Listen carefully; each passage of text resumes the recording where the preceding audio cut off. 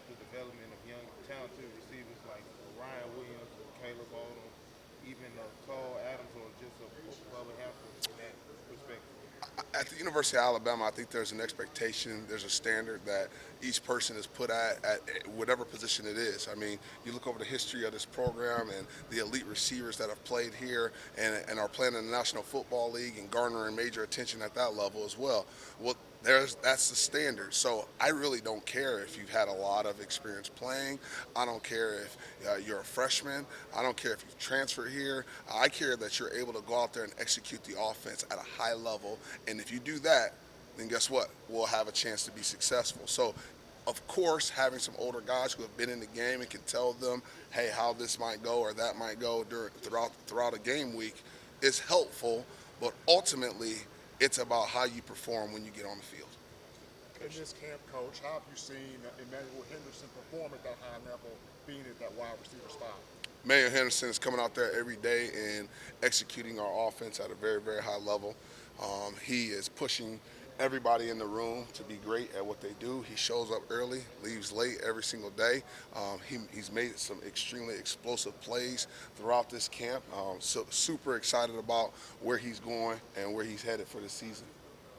Sheridan talked about cross-training receivers at all three spots. How would you assess the progress that you've made being able to put guys and slot them differently?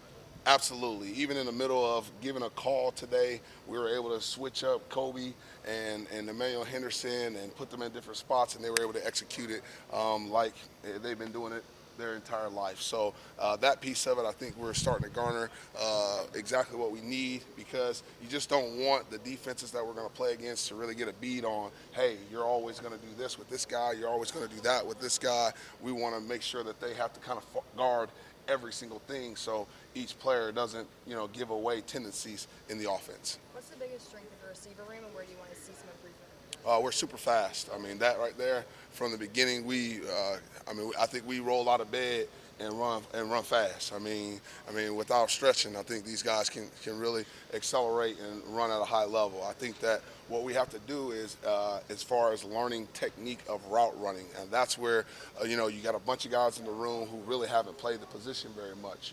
Kendrick Law, as physically gifted as he is as a young man, he just hasn't played the position a ton. So understanding route depths, getting in and out of breaks, okay? I call it stress bread takers. I think I've said this before, but, talking about, hey, the important things related to the stance. Hey, triangle read, the releases, why I'm doing the release. You get a lot of people doing all these cute releases, and they're putting them on YouTube and all over all these videos and stuff like that, and everybody goes in there and likes it and oohs and all. But why am I doing that release? I need to understand the why of what I'm doing there, okay? How you stem a route to be able to gain leverage, lose leverage, all right, and gain it back again when I need to, okay?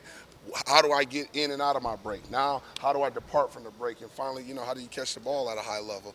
I mean, all of it's important, and that's where we're really honing in to make sure we're dialing down and progressively teaching these guys how to run routes at a high level.